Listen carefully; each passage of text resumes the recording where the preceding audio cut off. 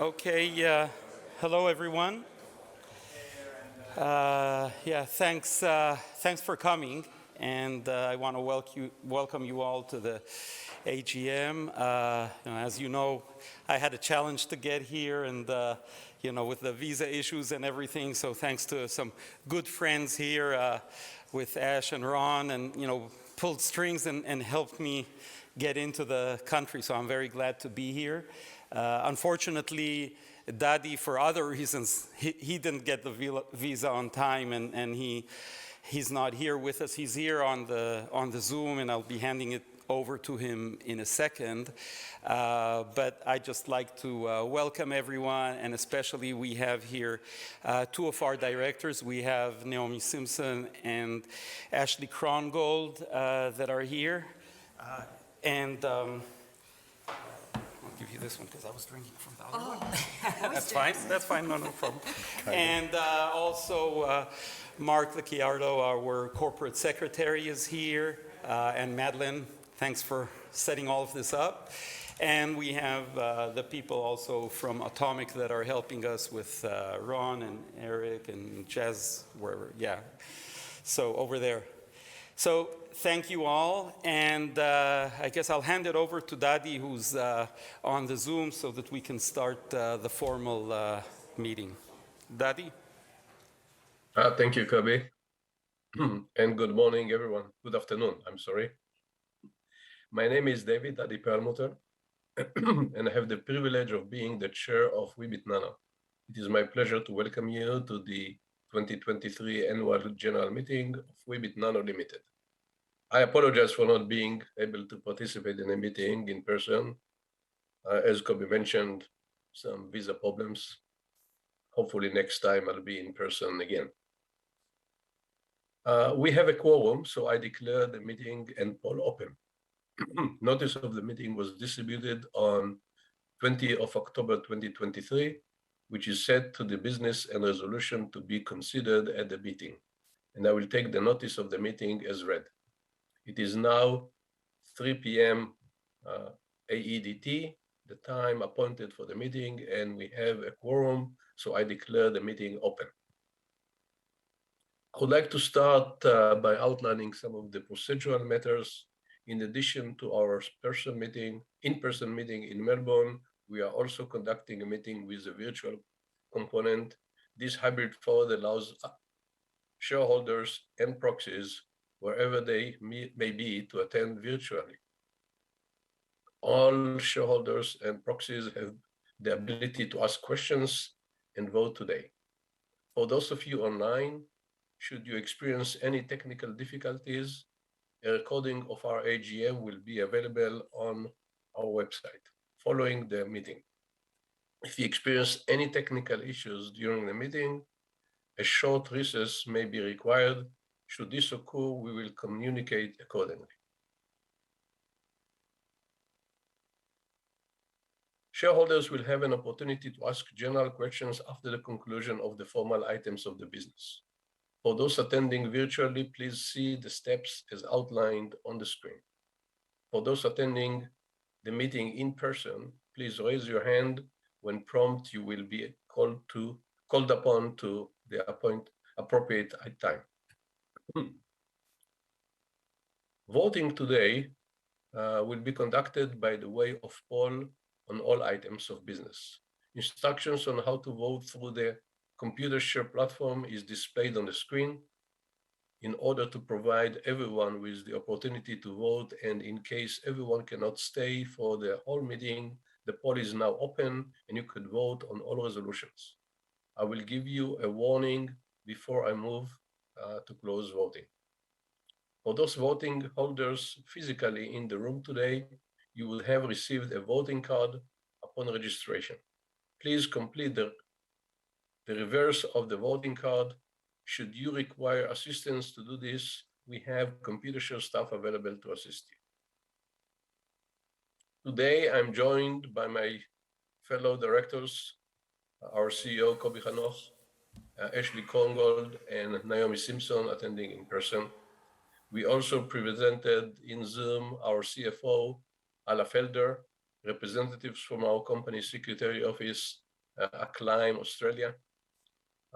I'm happy to have here Miranda Janse van Neuvenhuizen, our auditor from Nexia Perth, and Julian Muzin from our share registry, Computer Share Investor Services, who will also act as our returning officer. I would like to make a short statement as a chair. The past year has been Weebit's Nano most successful to date, and we have seen our transition from focusing on our technology development into the commercial company. We have laid the foundations and opened the gates to acquire customers, de-risking our embedded ReRAM with our successful qualification of the technology at industrial and automobile specified temperature in SkyWater Technologies. We have also signed a licensing agreement with Tier 1 foundry, Dongbu High-Tech, and generated initial revenues. Our proven ReRAM IP is now commercially available in SkyWater S130 CMOS process, marking our transition from a future technology to the industry-leading foundry agnostic provider of advanced nanovolatile memory. Our recent licensing agreement with global top 10 foundry, DB High-Tech, is assisting our discussions with other leading foundries, integrated device manufacturers, and semiconductor companies. Under our licensing agreement with DB High-Tech, our embedded ReRAM will soon be on the shelf in one of the largest semiconductors manufacturers in the world. In addition to further validating the quality and the maturity of our embedded ReRAM, our agreement with a Tier 1 chip manufacturer increases the urgency for other foundries to add our ReRAM on their shelves. The urgency is being supported by increasing industry recognition that ReRAM is a better replacement for flash memory than other emerging technologies like MRAM in most applications, given the significant manufacturing and cost advantages. The industry demonstrated its view of Weebit's ReRAM a few months ago, with the semiconductor engineering community naming it the Embedded Solution Product of the Year in the Electronic Industry Awards. While our first IP is already in the market, ReRAM is still very much of an emerging technology. Much like flash, which has continued to evolve over the past 3 decades, we will continue to improve the baseline parameters of our ReRAM over the coming years to meet customers' demand for smaller, more efficient, non-volatile memory. In parallel, we are also progressing our selector development for the discrete memory market, which provides an additional and much larger opportunity over the long term. To the best of my knowledge, there is no other team in the world which has the same caliber of engineers across the disciplines required to drive such broad developments. Instrumental to our success in full year 2023 have been our enduring partnership with development partner CEA-Leti and our collaboration with commercial partner SkyWater Technology. On behalf of the Weebit team, I'd like to thank CEA-Leti and SkyWater for their support over the last year. We look forward into another successful full year in 2024. This year has not been without its challenges. This include volatile capital markets and geopolitical tension between the US and China, with the semiconductor industry in the middle of it. We've also navigated increased shorting activity as we were added to the ASX 300 and then to the ASX 200, and delays in finalizing our first Tier 1 agreement. More recently, we have had to cope with the conflict in Israel. Our world-class leadership and board have successfully steered the company through these challenges, and our confidence in our technology, market opportunity, and outlook has not wavered. I'm incredibly proud of our team for upholding the Israeli tradition of pushing ahead with milestones, not losing a single day of work, any delivery, or any customer despite the ongoing conflict. We are well organized to continue to do that in the future. Weebit continues to strengthen its governance credentials, welcoming a well-known Australian entrepreneur and marketing executive, Naomi Simpson, to the board in August 2023. We are committed to increase our board diversity going forward. It is a privilege and an honor to be the chair of Weebit Nano, and I'm incredibly proud of our achievements over the past year. I'm looking forward with excitement for the future of Weebit. I'd like to extend my thanks to my fellow directors of Weebit and Weebit entire team across the world for all your hard work and dedication over the past year. We have an exciting year ahead. Before I hand over to Kobi for an operational update, I'd like to thank our highly engaged shareholders for our continued support. Our successful capital raise of approximately 60 million Australian dollars during the year ensures we have all the building blocks in place to capitalize on our position as the leading independent provider of RIA. Our strong start of full year 2024 provides the momentum for the exceptional year ahead, and we sign new agreement with foundries and customers, growing revenues as ReRAM starts to replace flash in next generation designs. Longer term, Weebit has what it takes to be the global leader in the ReRAM domain, underpinned by the world-class team and game-changing technology. Now we will turn to the formal part of today's meeting. I confirm that I propose to vote those proxies left to my direct discretion as the chair of... I confirm that I propose to vote those proxies left to my discretion as the chair in favor of all resolutions. Proxy voting received prior to the meeting will be shown on the screen for each item of the business to be voted today. Only shareholders, validly appointed proxies, and corporate representatives are entitled to ask questions at today's meeting.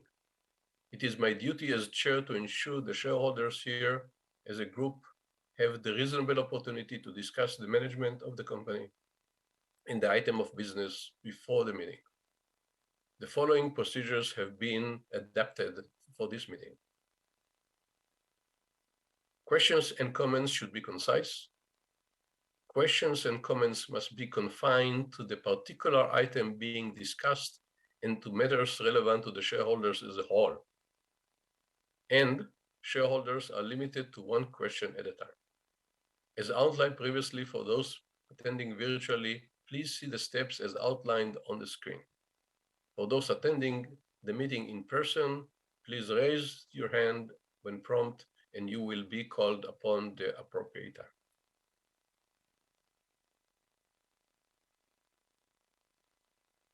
The first item of business is to receive and consider the company's annual report, including the director's report and auditor's report for the year ended 30th of June 2023. A copy of the 2023 annual report was made available to shareholders on 25 of August 2023. There is no formal resolution to put in the meeting in relation to the adoption of the 2023 annual report. However, I will respond to questions from shareholders in relation to the annual report. Miranda of Nexia Perth is also available online to respond any questions relating to the audit and the financial statements. We will also take questions about or any comments you may have in relation to the management of the company. Are there any questions or comments online or on the phone?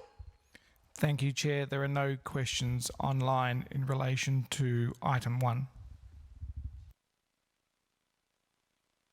Thank you. There are no questions via the phone lines. As there are no questions online or on the phone, I'm sorry, that already passed, no questions in the room. So I now move to the next item of business. Resolution 1 relates to the adoption of Hold the on. remuneration report for the year ended 30th of June 2023. Hi, set Dadi. out- Sorry. There's just a question Yeah, in the I'm room. sorry. One Oh, moment. okay. Good afternoon. My name's John Sabblejack. I just have a question as to whether any of the directors or all the directors need to actually hold any shares that they acquire on market as opposed to options or performance rights or anything else. Because I noticed one or two of the directors don't have any actual equities. Or is there a plan to introduce such a policy? We don't have a policy for holding shares. All directors, of course, have their options and performance rights. Most of the shareholders, including myself and the CEO, hold personal shares as we invested in the company.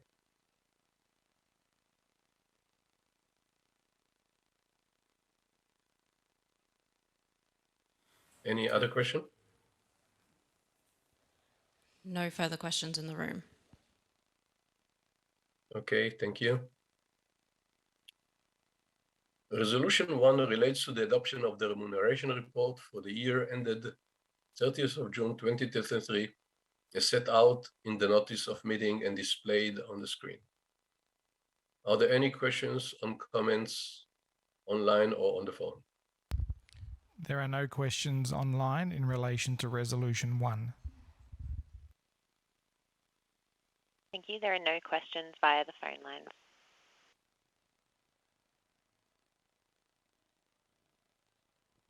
Any questions in the As room? for the next item relates to me, I will hand the chair over to Kobi to address this resolution. Thank you, Dadi. Resolution 2 relates to the re-election of Mr. David Perlmutter as the director of the company as set out in the notice of meeting and displayed on the screen. Are there any questions or comments on the phone? There are no questions via the phone lines. There are no questions online either. Any questions in the room? There are no questions in the room.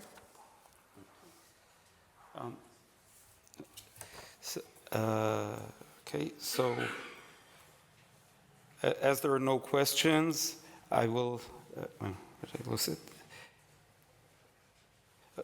I will hand back to Dadi Perlmutter to chair the meeting.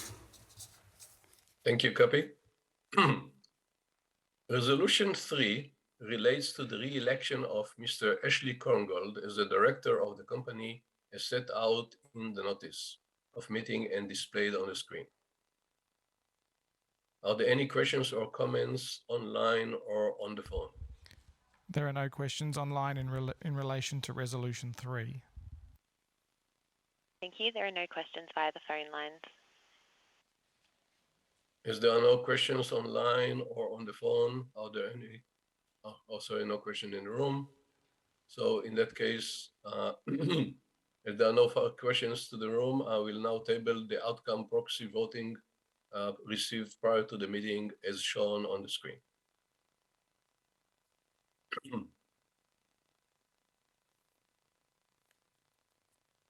Resolution 4 relates to the election of Mrs. Naomi Simpson as director of the company, as set out in the notice of meeting and displayed on the screen. Are there any questions or comments online or on the phone? There are no questions online in relation to Resolution 4. There are no questions via the phone lines. Any questions in the As room? there are no questions in the room, I will now table the outcome of the proxy voting received prior to the meeting as shown on the screen.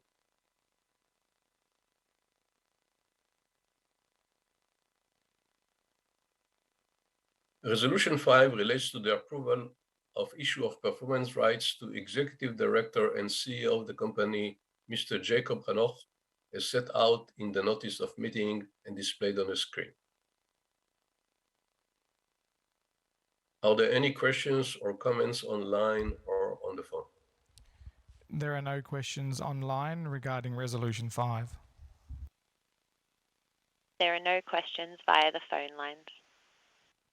Any As there are no questions in the questions room? in the room, No questions in the room. I will now table the proxy voting received prior to the meeting as shown on the screen.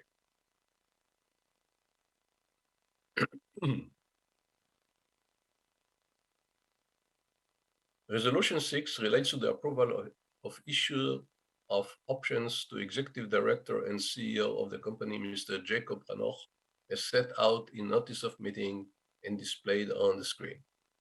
Are there any questions or comments online or on the phone? There are no questions online regarding Resolution 6. There are no questions via the phone lines. Are there any questions in the room? There are no questions in the room. As there are no questions in the room, I will now table the outcome of the proxy voting received prior to the meeting as shown on the screen.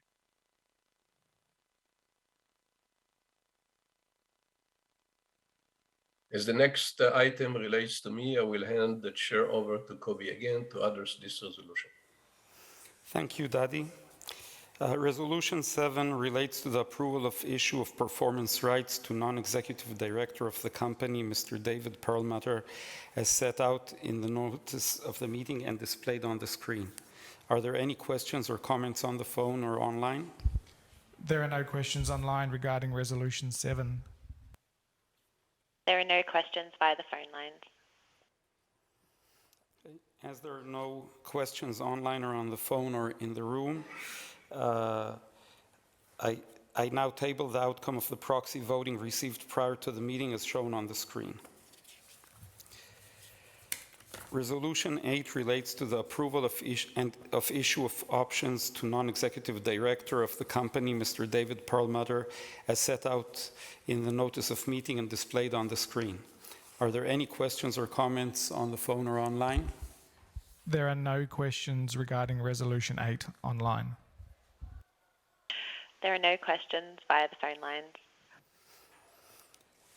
As there are no questions, I will now table the outcome of the proxy voting received prior to the meeting as shown on the screen. I will now hand back to Dadi to chair the meeting. Thank you, Kobe. Resolution 9 relates to the approval of issue of performance rights to Executive Director of the company, Dr. Yoav Nissan-Cohen, as set out in the notice of meeting and displayed on the screen. Are there any questions or comments online or on the phone? There are no questions online regarding Resolution 9. There are no questions via the phone lines. Are there any questions in the room? There are no questions in the room. As there are no questions in the room, I will now table the outcome of the proxy voting received prior to the meeting as shown on the screen.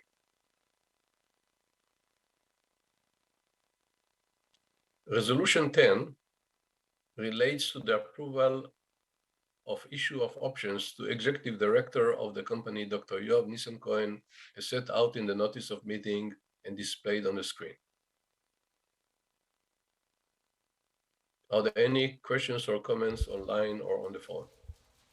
There are no questions online regarding Resolution 10. There are no questions via the phone lines. Are there any questions in the room? There are no questions in the room. As there are no questions in the room, I have a problem in my computer. I will not show the results. Let me open the other computer.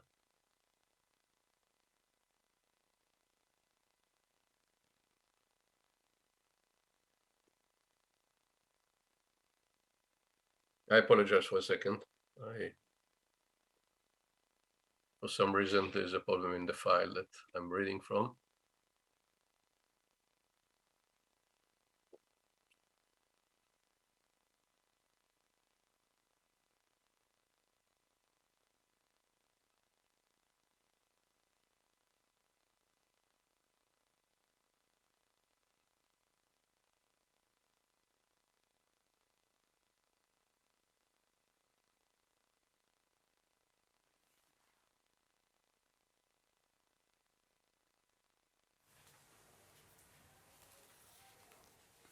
Is it okay, or do you want me to continue?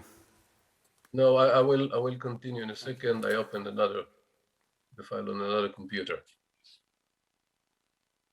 Thank God for having multiple computers in my room.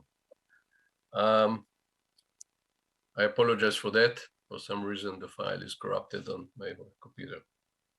Resolution 9 relates to the, okay, this one did.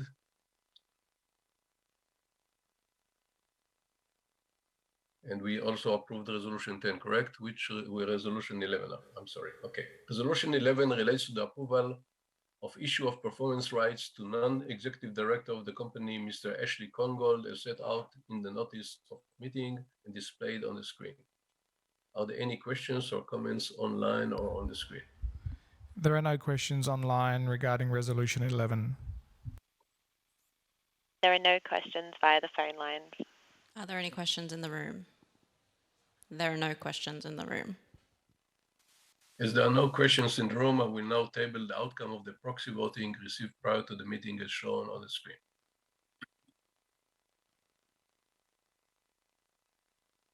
Resolution 12 relates to the approval of issue of performance rights to non-executive director of the company, Mr. Atik Raza, as set out in the notice of the meeting and displayed on the screen. Are there any questions or comments online and on the phone? There are no questions online regarding Resolution 12. There are no questions on the phone lines. Are there any questions in the room? There are no questions in the room. As there are no questions in the room, I will now table the outcome of proxy voting received prior to the meeting as shown on the screen.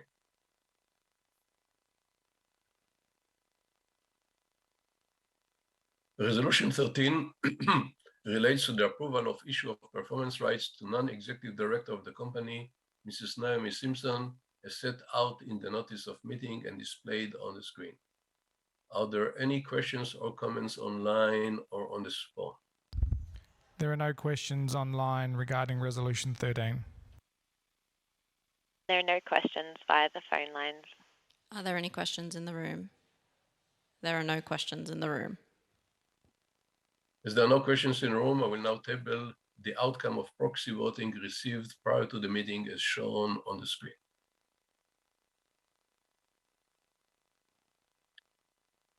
Resolution 14 relates to the proposed increase to non-executive director fee pool as set out in the notice of meeting and displayed on the screen. Are there any questions or comments online or on the phone? There are no questions online regarding Resolution 14. There are no questions via the phone lines.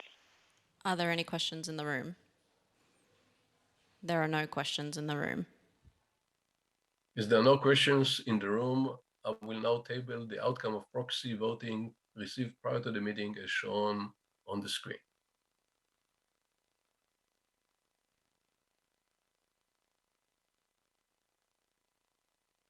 I remind those shareholders that wish to vote today who have not already done so to please complete their voting in accordance to the instructions provided at the beginning of the meeting, as the poll will be closing soon.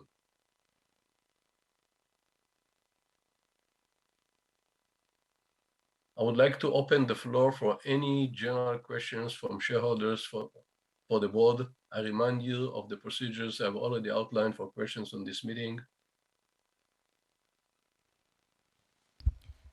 There are 2 questions online regarding general business. The first question is from Paul Dunai. I get confused about the revenue potential of Weebit when I'm presented with the NVM market size in the multi-billions and what we can address specifically as royalties. So what would be the maximum royalties that Weebit could address from a company like DB HiTek? Okay, I will be addressing this more in the presentation. I think the answer, just to give an initial answer, a foundry like DB HiTek has hundreds of customers, including many big name companies like Samsung and Sony, Toshiba, Texas Instruments, etc. And the deal with a foundry like DB HiTek enables us to access all of these customers and to license the technology to them, eventually resulting in license fees, potential engineering fees, and of course, royalties. The royalties are calculated based on very different schemes, and it's really very hard to give, one rule of how royalties are calculated. I would say, in general, the royalties are a function of the revenues that the customer has from the product that has Weebit's technology embedded in it. So you can try to think of the revenues that these companies have from different products, and normally these companies would not develop a product which doesn't bring significant revenues to them, and we will be getting a percentage of that. The percentage and the details and the order, the way that we build it varies from deal to deal, and it's really very hard to give specific numbers or to give anything more exact at this point. There is one other question from Robert Carmen, which I don't know if you want to do it after your presentation, Cobby. It references slide 18 in the pack that was lodged with the ASX on Tuesday morning. And just asking, given the slide shows the predicted embedded ReRAM market growing by a CAGR of 131% over 2023 to 28, could we expect this trend to continue beyond 2028? So yes, again, I will be addressing all of these things during my presentation. What you saw on that slide is the prediction of analysts that are experts in this market. I believe that anyone can see that if a market is growing this fast, you can think of it as continuing. It won't stop at that point, but I personally can't make that prediction, and I think even the analysts, beyond several years, it's hard for them to provide specific numbers. But again, everyone can apply their own judgment of what happens when a market grows so fast. Normally, it doesn't stop at that point. There are no further questions online regarding general business. And there are no questions via the phone lines. Are there any questions in the room? There are no questions in the room. As there are no questions, that concludes the formal items of business to be considered at today's meeting, and I declare the poll is now closed. As it takes some time for the poll results to be known, they will be announced to the ASX later today. I thank you all for attendance and declare the meeting closed. I will now hand over to Cobby for today's CEO presentation. The presentation was released to the ASX on 21 of November and will be now displayed on the screen. And before I do that, I didn't introduce Atik Raza, who is online as well. So I'm very happy to have another director joining us in the room. So Cobby, go ahead. Okay, thank you, Dadi. And again, thank you everyone for coming, and I will also thank you for supporting us. As you could see, the resolutions, I'm hoping that everything is passing. I think it was known that there was a challenge with the recommendations that institutions got, and I just want to thank all of our loyal shareholders that jumped in and voted and helped us. So we really appreciate your support. Before I start the actual presentation, there's a short video that I'd like to present, and then I'll dive into the presentation. What does it take to create an innovative semiconductor technology for a new era of connected devices? To develop a product that will challenge the status quo in non-volatile memory? To create an incredibly complex technology that customers can easily adopt and integrate? At Weebit Nano, we know what it takes. This is what we're doing with Weebit ReRAM. Our ReRAM performs significantly better than flash memory and is easy to integrate into even the most advanced manufacturing flows. What does it take to do this? It takes device and process knowledge. Our physics experts focus on innovations that achieve the best performing memory cells. And our chemistry experts concentrate on perfecting the technology recipe and tuning it for particular processes and materials. It also takes analog and digital design expertise. Our NVM designers have deep experience optimizing for low power and developing unique algorithms to enhance performance. All four of these disciplines work closely together, and we continue to innovate on all fronts, knowing that technology excellence is a continuous process requiring ongoing research and a robust roadmap. Finally, it takes an experienced, committed, and resilient team that has done this before and has the ability to do it again. At Weebit, we are applying our shared passion, experience, and technology to help customers deliver their designs on spec, on time, and with high quality. We have what it takes to become the world leader in non-volatile memory solutions for a new generation of connected devices. We are Weebit Nano. Okay, thank you. And thank you for our marketing team for setting up this video. I hope that by the end of my presentation, you will all agree that Weebit has what it takes to become the leader in this market, and even more than that, that as far as I can see, we are the only company that has what it takes to become the leader. So let's start. I will skip the few slides and let's skip. I think everyone here knows these intro slides, so let's go to the next section. Whoever doesn't know what's on these slides until here, I think we can talk about it later, but most of you can present it better than me already. So let's talk about the recent achievements. Let's talk about what happened last year, because I think that this past year for us has been a very, very important year, a year of success, of moving forward. Really, we've been talking about this transition to commercialization, and I think this year has really been a very important year. It started with getting the wafers from SkyWater. It seems like ages ago. It was a year ago that we got the first wafers produced in a mass production facility in our hands. Since then, we went forward and we got, first of all, the 85-degree qualification, and then the 125 degrees qualifications, which we had announced just now.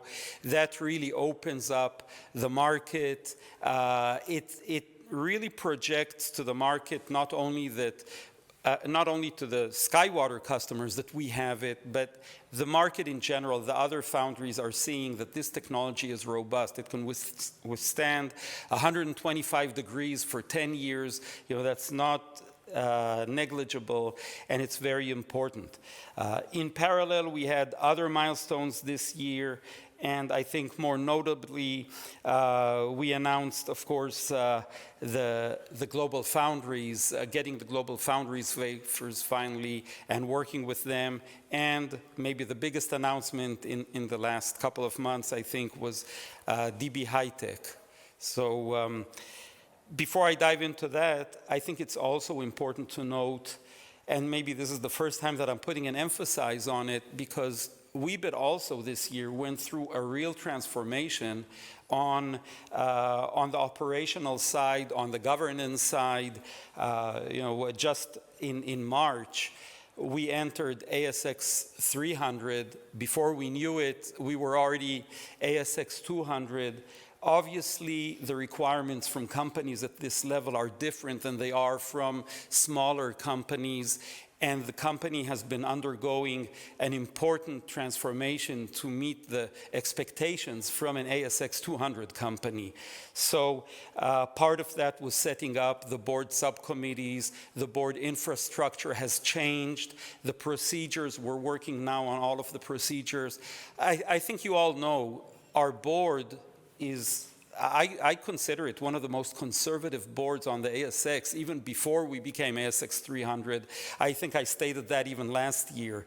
The board has really been very, very cautious about its decisions and about the way that it works.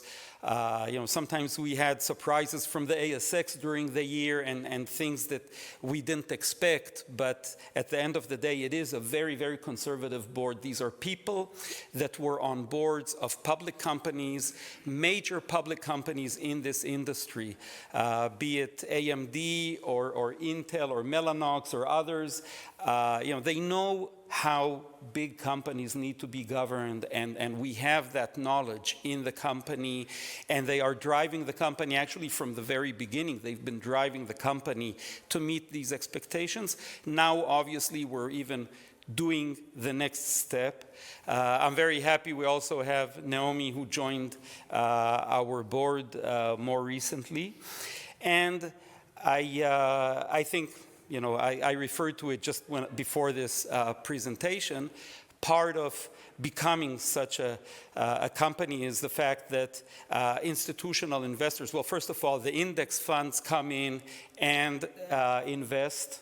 Unfortunately, the next day they go and they give their shares to shorters, and I've been receiving so many comments from so many people about it. What can we do? The shorters have it, they do what they do. We don't control the shorters. We only control what we can, and I'm totally focused on just delivering. We see the achievements, the milestones. We're going to continue. The focus now is on the business milestones, on getting more agreements with foundries, with customers, product companies, etc. That's the only thing that I can do against the shorting activity, and we're going to continue to deliver. We're going to continue to deliver on both the technical and the business sides, and hopefully at the end, the shorters will understand the message. So that's very important. And also, since some of you guys had these questions, we became... It happened so fast that we got into the ASX 200, and suddenly we have these institution advisors that start analyzing the company. We didn't really have a relationship with them before. We didn't have time to even set that up. They have their own way of analyzing companies and of deciding what they recommend to vote for or not. They don't know Dadi or his contribution to the company, so I think it's public knowledge that they were recommending to vote against Dadi. They considered the fact that we are allocating options to him as something that makes him not independent. I strongly disagree with that, because all of the major companies in high tech that I'm aware of, from Intel, Microsoft, Google, Facebook, and Amazon, you name them, they all give options to all of their directors, and nobody claims that their boards are not independent. In any case, obviously, before next year, we'll be working with these advisors, and I hope we won't get to the same place as we did this year in asking you guys to help us. And that's part of this transformation. It doesn't happen overnight, but the company is getting organized and set up to be an ASX 200 company with everything that it implies. So we're doing that, and thank you all again for the support, meanwhile, as we're doing that transition. So let's talk about the good things. DB HiTek, and excuse me if sometimes I refer to them as Dongbu in their previous name, they are, for me, a very, very important achievement. This is already one of the top 10 foundries. They're actually one of the leading foundries in the analog and power management domain. As I stated already, they have hundreds of customers, big name customers behind them. This is really a very well organized foundry, and we're very happy. They took us through quite a bit of due diligence and checking. Their facilities, as you know, cost them billions of dollars to set up, and they were very cautious in bringing us in. I'm really happy. We have a very good relationship with them. We started already the technology transfer.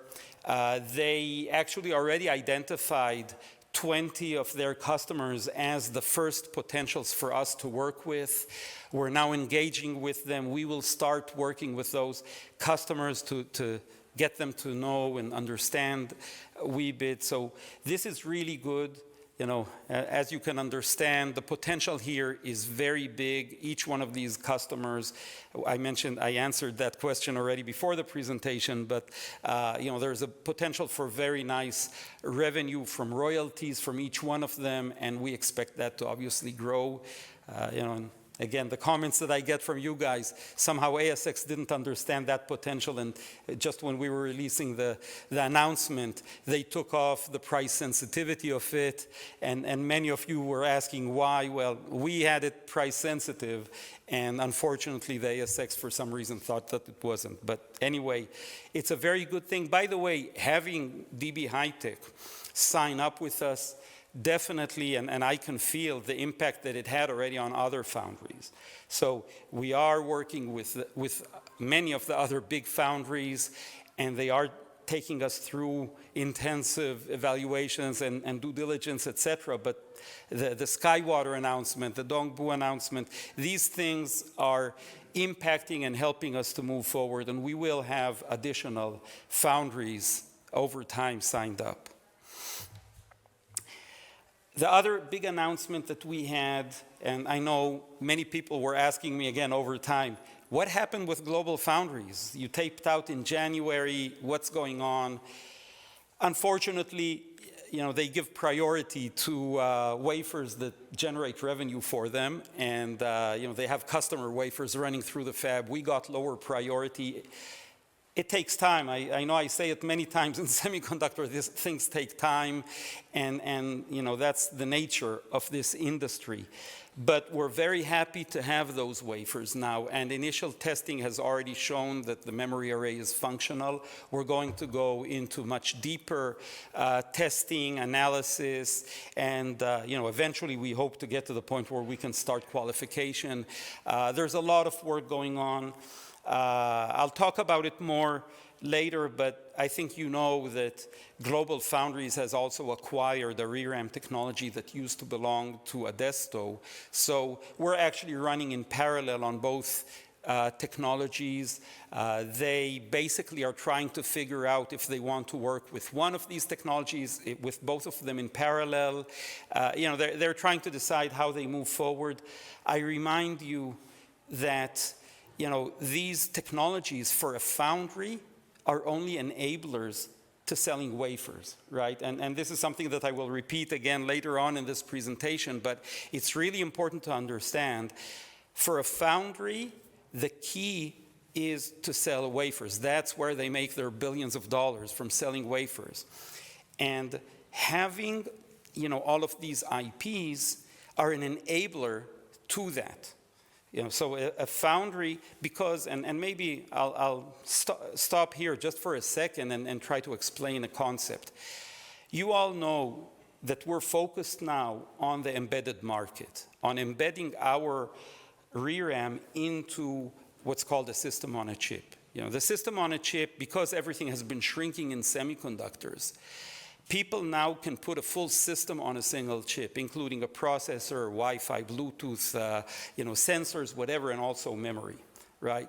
Now, when a company goes to a DB HiTek or goes to a Global Foundry, you know, they basically, in order to make their system on a chip, they don't want to redesign the whole world again. They don't want to reinvent the wheel. There are very good IP modules out there that perform Wi-Fi, or that perform Bluetooth, or that perform whatever. So normally what they do is they design the heart of the system. That's their IP, that's their smarts. And then the rest of the stuff, they take IP modules that are already out there that do that function, they do them well. By the way, ReRAM is one of those modules, and they take a ReRAM module and embed it as well. That's what we're doing, right? So customers need all of these modules so that they can quickly finish their design and send it to mass production, to the manufacturing, right? So that's the concept that I hope that you have. And for these foundries, ReRAM is one of those IPs that is an enabler for their customers to manufacture their products. Okay, so GlobalFoundries, the fact that they have the Adesto ReRAM, it's not a competitor to Weebit. They have several versions of processors that are available for their customers, and customers can choose whichever one they want. They have several versions of Bluetooth and Wi-Fi and all these other things. And for them, if they have both of us on the shelf there, it's fine. It just even enables maybe more.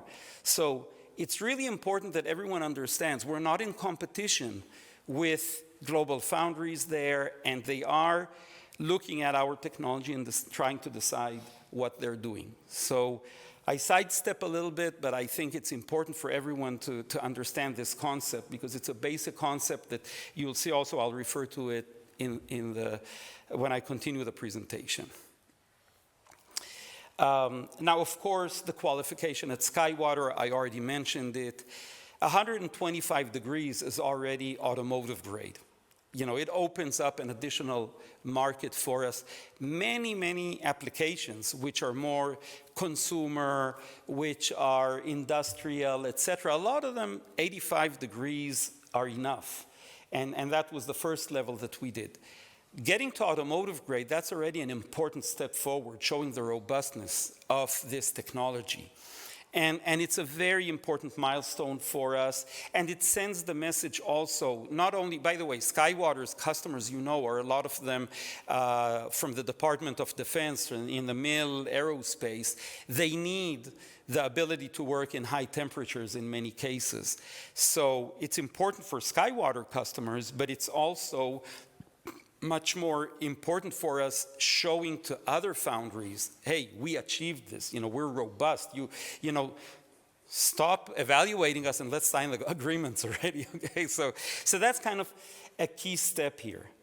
I will, at this point, also address a question, and I got so many of them already, about, where are these SkyWater customers? What happened to them? You said that you're going to have a customer already signed up by the middle of this year, before the end of this year. And I want to address that openly with everyone. We actually had customers that were already lined up, and we even negotiated and had agreements on the commercial terms with them. I mean, I was sure that I was going to have, in some of the interviews, you could have sensed my confidence that I was going to close these agreements. Unfortunately, SkyWater is a relatively younger and newer foundry, and we found out these customers, when they went to SkyWater and they said, okay, we need these IPs in addition to the ReRAM, and they found out that some of the IPs are missing, and as you can understand, they couldn't do their chip without all of those IPs, and they came back to us and they said, listen, we want to work with you, but we're kind of stuck here. So those deals fell apart. Those customers definitely didn't disappear, and they're going to come back to us and in their next project, and we are working with them. The good news is that SkyWater today realizes that they have that issue. They hired a new president and COO that came on board a month and a half ago. During this month and a half, I already had 3 meetings with him to discuss this and discuss how we move forward. And he is very focused on fixing this situation. So, we had that surprise kind of happen to us that we didn't realize it was going to have such an impact. But the good news is that we're working with them, and I hope, I can't tell you exactly when, but we will be engaging with them, with the customers, and working to fix this issue. So just wanted to address that question that I get very often. So, that's the achievements that we had in the past year. Again, going from just getting first wafers from a mass production facility all the way to having now Dongbu and DB HiTek and achieving 125 degrees and having wafers already in GlobalFoundries, etc. I think we managed a lot over the year, but where are we going now, and what's ahead for Weebit? So first of all, I remind everyone, we're part of the semiconductor space, which is a very fast-growing space. Everything is becoming digitized. Electronic components are now everywhere. You all know that. I won't spend time on it. The semiconductor market is going to be more than $1 trillion by the end of the decade. You know, that's a very big number. And, Ron? And in that market, memory is the biggest segment, or you could say one of the two largest segments with logic. It's a very critical element in semiconductors. Both you have the discrete and you have all of these other domains that actually require embedded memory to operate. So there's a lot of work here, and you know that, the non-volatile memory market is a market that's going to be $124 billion very soon. So it's a very big potential that we have. And another important part of this is really the fact that we're going down in the 22 nanometer. Now that we have wafers and we can already see that the initial functionality is working and we're going to be moving forward. We've already started working, I think I mentioned it in the past, analyzing, going into what's called the teens. Different foundries are working at 12, 14, 16, whatever, you know, that level. It's already a more advanced technology called FinFET, and we are already working on that in simulations and analysis. So there's a huge market there and going down to smaller geometries. So, you know, the bottom line is the market needs a technology like ReRAM. Today, it's not a question. Everyone is talking about it. The largest automotive supplier in the world, Infineon, made a clear announcement. All of their future chips are going to be based on ReRAM.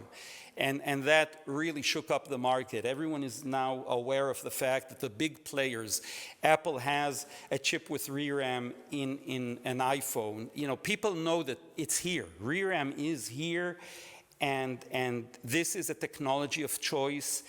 By the way, you know, to look historically, I mean, we've had Flash for so many years. People have been looking for a new technology. And MRAM came out first. It's already out in mass production for a few years. You have, companies selling it and being profitable. But as time goes by, it's very clear to people that MRAM is not the solution. First of all, it's just such a contaminant in a fab. You have to set up the whole manufacturing in a separate facility. It's a very expensive production line for MRAM.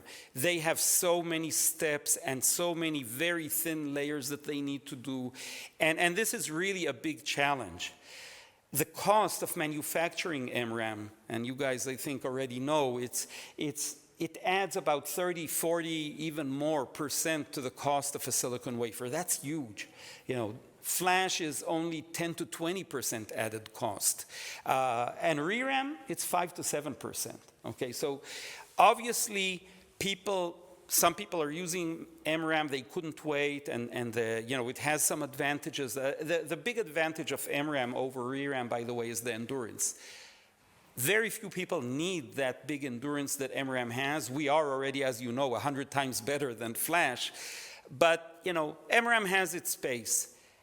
I've had already quite a few consumer and other companies tell me, no way on earth will we ever touch MRAM. This thing is too dangerous for us, because if a guy has an MRAM in his cell phone and he walks through airport security, he goes to a hospital next to an MRI machine or whatever, you know, that thing can erase the memory eventually.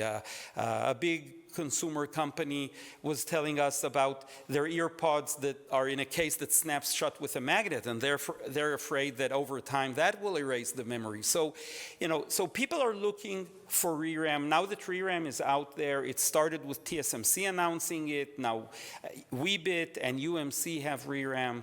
The market is very interested in this, and we're getting people from all over that are interested in and want to work on it. Now,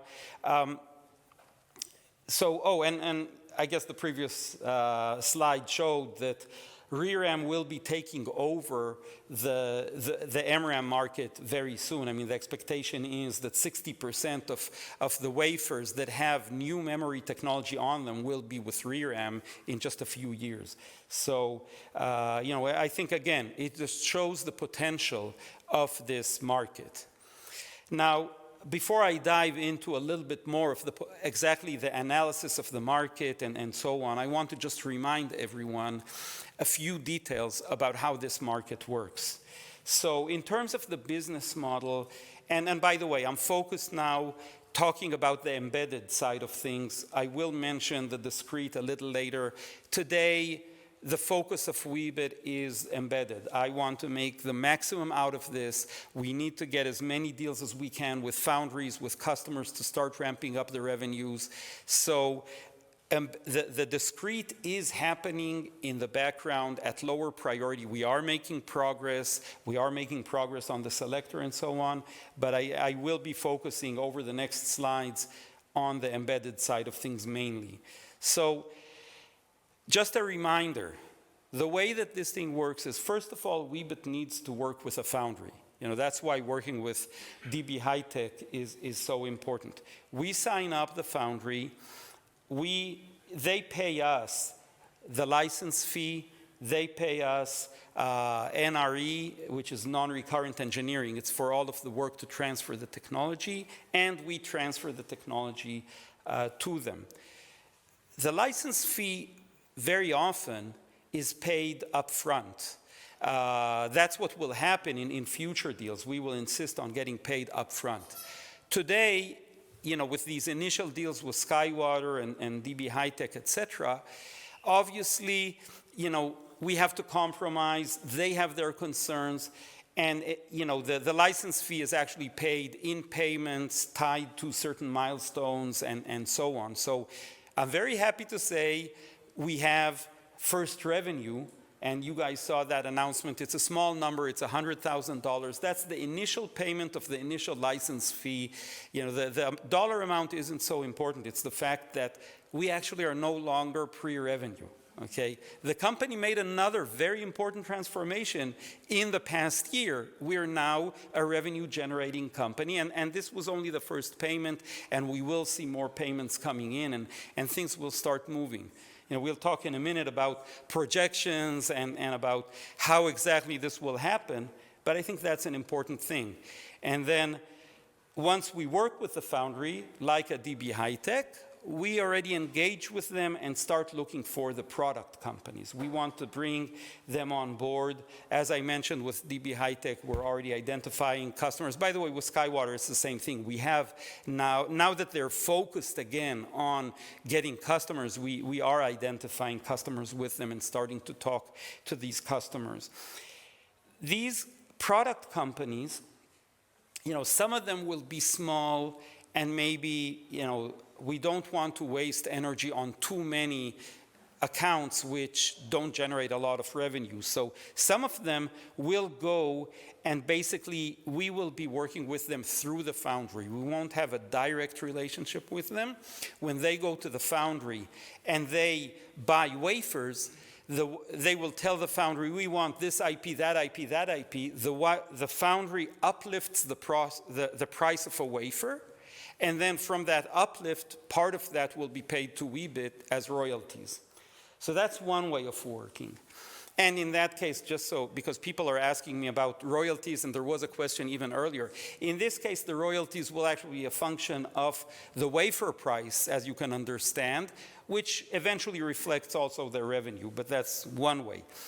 With the big, important strategic product companies, the Apple, Broadcom, Google, whatever of the world, we will want to engage directly. So we will actually work with them to get the license fee directly paid from them, to get paid, the NRE from them for tailoring the module to their needs. We will want to tailor the module so that it is the most optimal possible for them, that they will be as happy as they can. They will come to us again. They will tell their friends that they're happy. So there will be a very close relationship with them. And then we will actually get paid the royalties directly by them as a percentage of their revenues. So there are, as I mentioned earlier, there are so many different ways that royalties are calculated, and I won't go into all the details, but different companies function differently. Some companies have one division developing the chip, and then they do an internal sale to another division that builds the product and sells it, and you need to adapt to all of these different scenarios. So I'm not going into the detail, but at the end of the day, it's a function of their revenues. And it's really important, and this is really a key element. When we sign with one of these foundries, Ron is busy there again, we actually engage all of their customers behind them. I'm repeating this. Again, I was so surprised that the ASX couldn't understand this concept, but I know that you guys understand it. So there is a huge potential behind every one of these foundries. Now, it's important for me that everyone understands and that we set expectations properly. I don't want to mislead anyone. You've heard me say many times, in semiconductors, things take time. It's a very expensive environment, and the manufacturing is so delicate. So, basically the flow is when we sign, I don't have a pointer here, but when we sign an agreement with a foundry, we start transferring the technology to them. It's a process of roughly half a year. Then we go and we manufacture the first wafers, another roughly half a year, to get those wafers back, to start testing them, and eventually to do the qualification. Now, qualification, I think you already realized, is a long process. We need to put, part of the qualification process is to put these chips in ovens in high temperatures for thousands of hours, okay? And no matter what I do, thousands of hours are many days, and I can't shorten that. So it takes that time. After roughly order of magnitude of a year and a half, we are qualified, assuming everything goes well, and we're ready for mass production. Now, we don't wait for that in order to engage with the customers. We will go to the product companies earlier. Like you can understand, we already started talking to DB HiTek about their customers. And we will start exposing their customers to our technology. We will start learning their needs. We want to get in their mindset so that when they're starting to think of the next project, they will have us in mind. And they will come to us with questions, we'll answer, and maybe even, we'll modify the module that's running through to do that qualification to already start addressing their needs. So the goal is, as quickly as possible, get these customers on board and have them decide that they want to run with us. Once they decide that, that's the long period that, okay, they decided now they want to make this product. Our ReRAM is part of it. They have all of these other IPs. They have their own IP. It's a process of between 9 to 18 months for them to design this new product, get it ready to tape out and manufacture.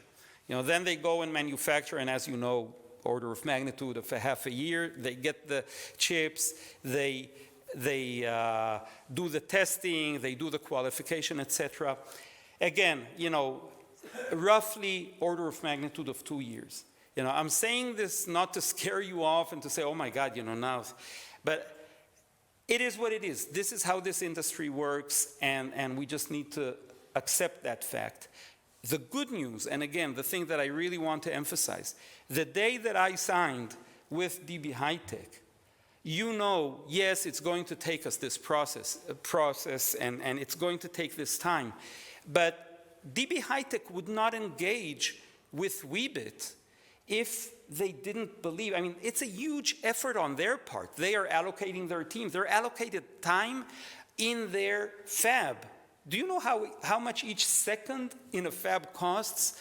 Again, these are multi-billion-dollar structures that are supposed to be manufacturing wafers that generate revenue to DB HiTek. When they are working on our wafers, they're not running wafers that generating revenue. So the fact that they are now working with us on this shows you that they see that potential. They see the revenue potential, and it's worth it for them to work with us and to push this. And they know, because they did the survey with their customers, they know that their customers want ReRAM. Okay, so yes, it's taking time, but the revenues there, you can already predict them. You can already look at it and say, we know that they're going to be coming, because there's all of that's happening towards that point. And that's really the important point. So, you know, we're not giving any guidance yet because it's just too early and there are too many questions. But, you know, I do think kind of helping you understand the concept and the general potential that we're talking about. In 2024, 2025, Weebit will be engaging with more and more foundries as we go. And as we do that, we will start getting those customers on board. 2 years later, in 2026 timeframe, we will very hopefully start seeing some of these royalties coming in. The royalties are really what generates that hockey stick effect, okay? So again, I always try, I think you guys know, I always try to be as transparent as I can on what's happening, where we're going. I don't like to sugarcoat things, and I think that, you know, the potential here is very, very good. It does take some time to get there, but you can already try to think of the DB HiTek customers and the type of products that they have and how much revenues they generate, and think of the fact that we will get a small chunk of each one of those revenues, and that's what's going to grow here, the royalties. So now I'm getting maybe to the most important point of this presentation, because again, people are constantly thinking of, okay, there are other ReRAMs here, and what exactly, I mean, where does Weebit fit in this thing, and what is the future of Weebit? Where are we heading? So first of all, you know that there are other ReRAMs in the market. TSMC announced that they have a ReRAM. UMC announced that they have a ReRAM solution. You know that Global Foundries acquired what was left of Adesto, and they're trying to make it work. There are actually 4 ReRAMs in the market. Now, the first thing that I want to point out is developing a ReRAM technology is a very, very difficult task. It takes a lot of time. Actually, each and every one of these ReRAMs that is in the market has been in the making for about 20 years. Weebit is 8 years old, but our partner, Leti, has been working on ReRAM for 20 years, and they already have so much know-how, and we are working with them. We licensed some of their technology. We developed some technology on our own. We have some joint technology. By the way, whatever we licensed from Leti is exclusive license to us, and yes, there were foundries that tried to go behind our back and go to Leti to get that technology, and Leti told them, no way, okay? So they're a very close partner, we're very well aligned, and we're moving forward. But the key point here is ReRAM is a difficult technology to develop. And you can look at the marketplace now. Since it's a 20-year process, you can look around and say, well, who else is even close? Nobody really. It's these 4 technologies right now. So 3 out of these are foundries. That's the first point that I want to make out. Okay, UMC, TSMC, and Global Foundries, they will never give their technology to anyone else, okay, to any other foundry, right? These are direct competitors. No way that they will ever give it to anyone else. So the other foundries, they really have one solution right now. They have Weebit. And that's why when I tell you we're working with the majority of the major foundries, you can understand why. Because they know that they need ReRAM, and we're it. Okay. The second point that I want to emphasize, and I already talked about it when I explained Global Foundries, for these three, the ReRAM is an enabler for them to sell wafers. This isn't their big focus. This isn't the thing that they're putting everything they have into it. Okay, they developed something. By the way, we had customers come to us, product companies, more than one. You know, they come to us and they tell us, we went to TSMC, we wanted their ReRAM, and they told us, oh yeah, here we have several options for you. And you know, they looked at it and they said, no, but we need a different version. We need something which is, you know, more low power or more, you know, faster or whatever.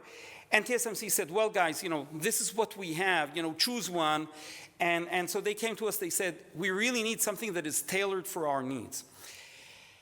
What does it take to really develop ReRAM technology? What does it take to make this technology the leader in the world? There still is so much R&D that needs to go into ReRAM technology. We are a young technology despite 20 years. Yes, in semiconductors, 20 years is not much, and this is a new technology that is just getting to market, and there will be a lot of work to improve the quality, to lower the power consumption, to speed it up, to have smaller cells, et cetera, et cetera, et cetera.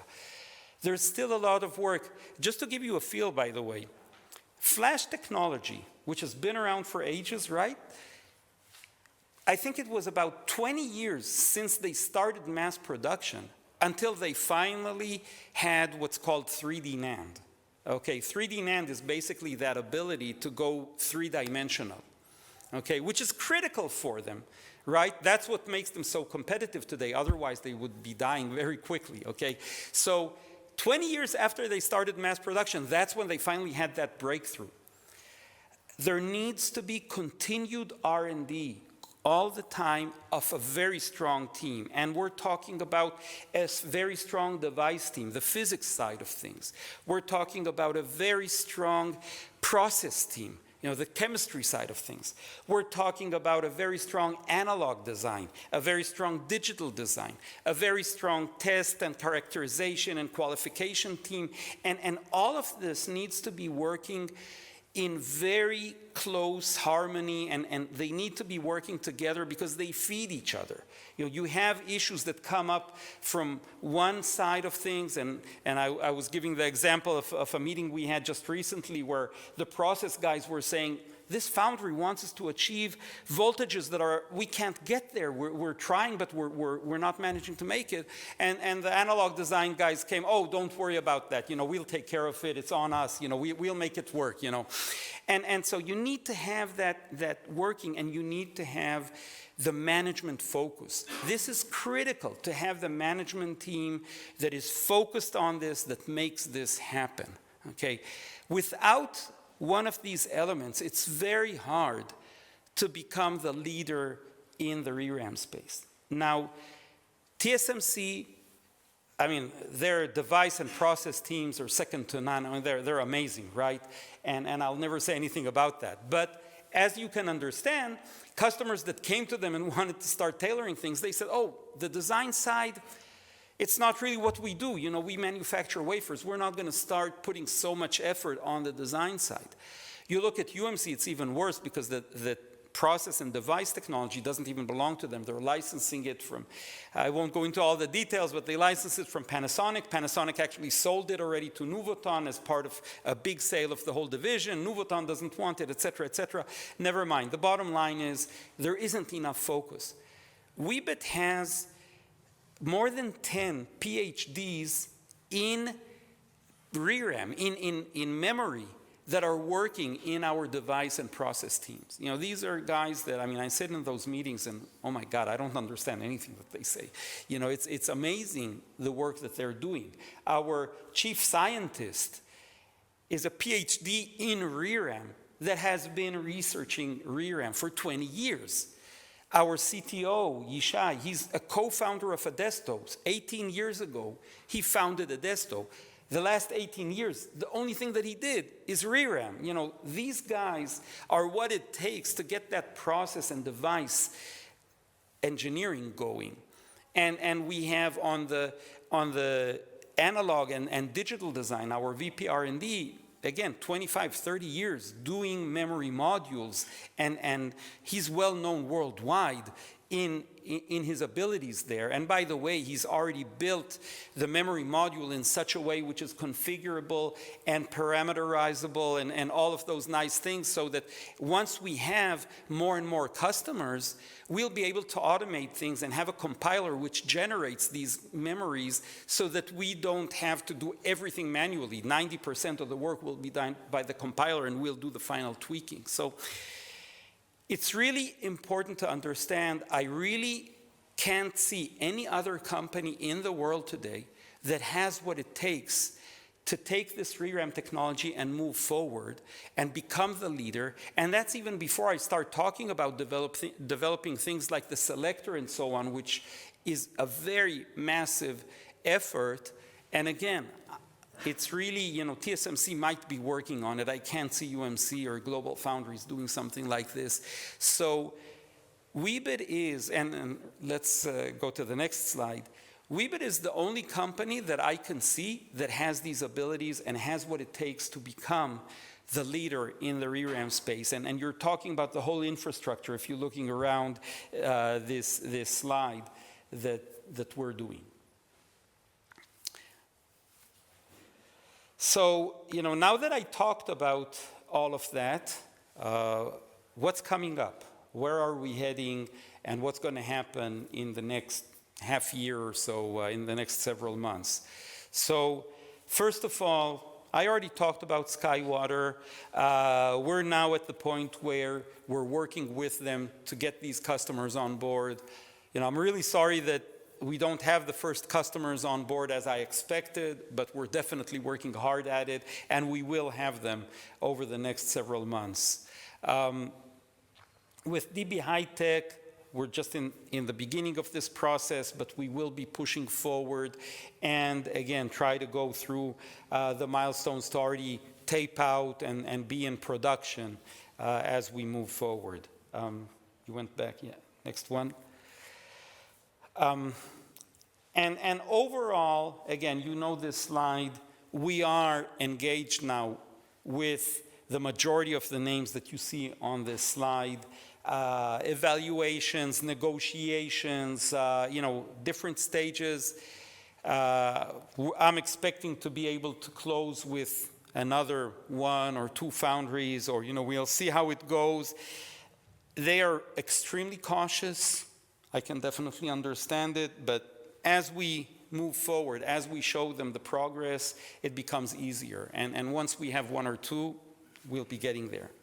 So bottom line is, we'll be starting to grow revenues, we'll be getting fab partners, we'll be getting customers, and of course, continuing all of the R&D work.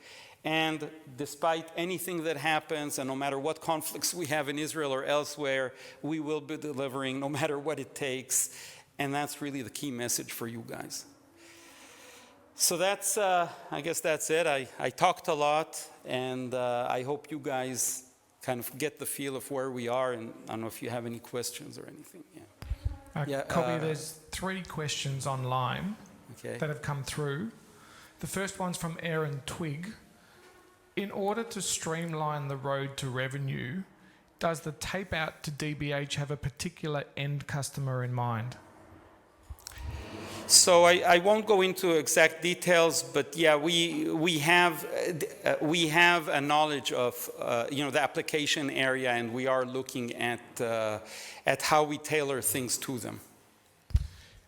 We've had a few more questions come in. This one's from Boyd Hunter. Who will be qualifying the wafer recently received from Global Foundry? So qualification in general is done by Weebit. We need to meet the requirements that were defined by the JEDEC standard, and and then show the results and demonstrate them to the world. 2 questions from Nathan Varnavas. The first question. I appreciate Naomi Simpson's background in marketing. What is she doing? How is she assisting in winning business for the company? Well, she's a great consultant for me, and we've been talking about this, and I'm extremely happy to have her on board, and the brainstormings that we're already having about how we build the marketing and different positioning of the company. The second I question. think, okay, yeah, let's have that, and then let people in the room also ask. Yeah, well, the second question from Nathan, noting Everspin's MRAM revenue of $16.5 million in Q3 22, around 80 million annually. Are we talking roughly in the same ballpark for Weebit over time once we start ramping up? Well, I think I mentioned already the comments that we're getting from customers about MRAM and the fact that MRAM, has not taken off as much as people were thinking, and I think those numbers reflect that. I believe that the potential is much bigger than that with the ReRAM. Last question online from Robert Carmen. Could you give a brief explanation on how Weebit's ReRAM could be used in cybersecurity applications? So there are many different ways that it can be used in cybersecurity. First of all, we are a robust technology that is hard to kind of play with from the outside. I won't go into the technical details, but one of the things, by the way, when you go down to the small geometries today, and since there isn't flash technology there, many companies actually have their system on a chip, and then they glue on top the flash, which was manufactured in a larger geometry. People can eavesdrop there. And that's one of the big concerns that companies have, that, because of that communication between two chips. So we obviously can solve that part. I won't go into technical details, but there's a technology called PUF that ReRAM is very good for, again, for that application. I really don't want to dive into technical things right now. There are no other questions online. Okay, and Benny.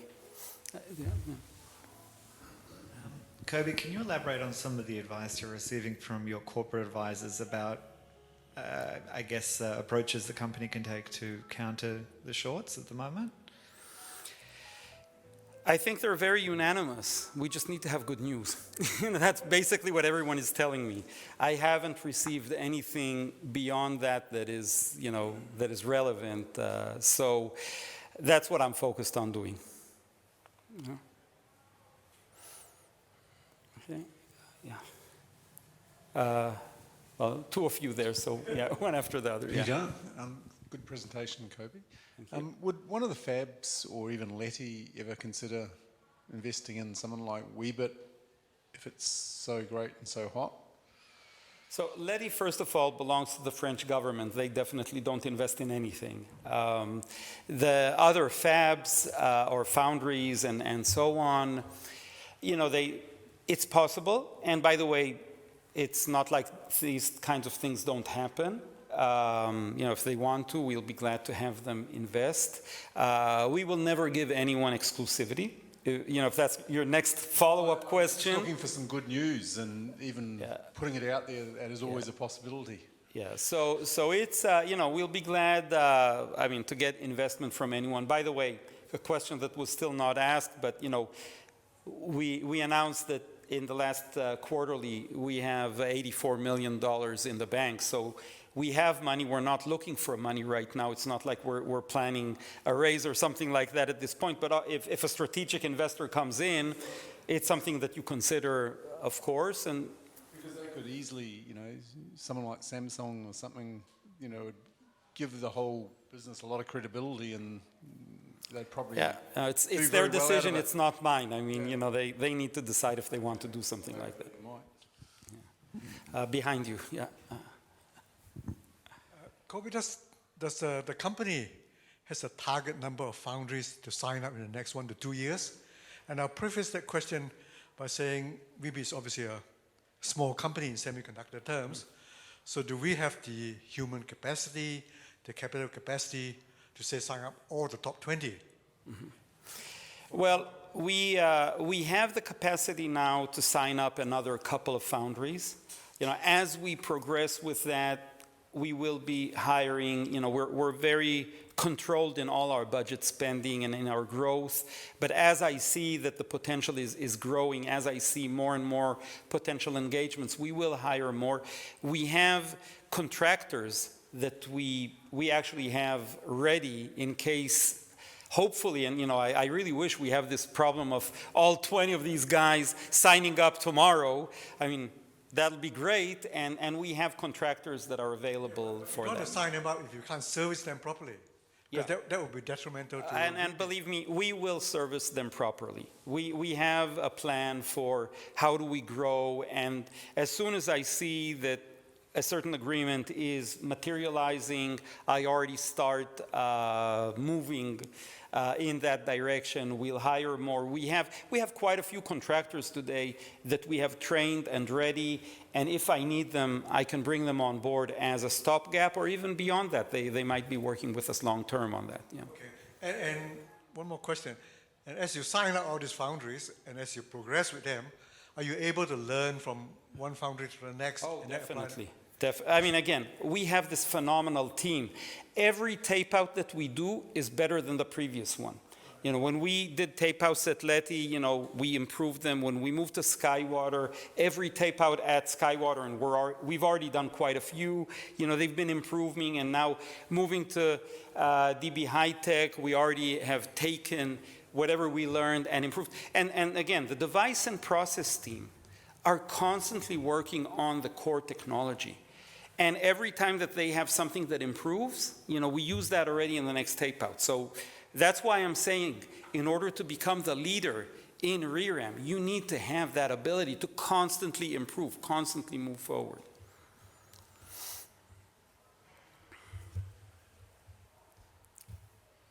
Okay.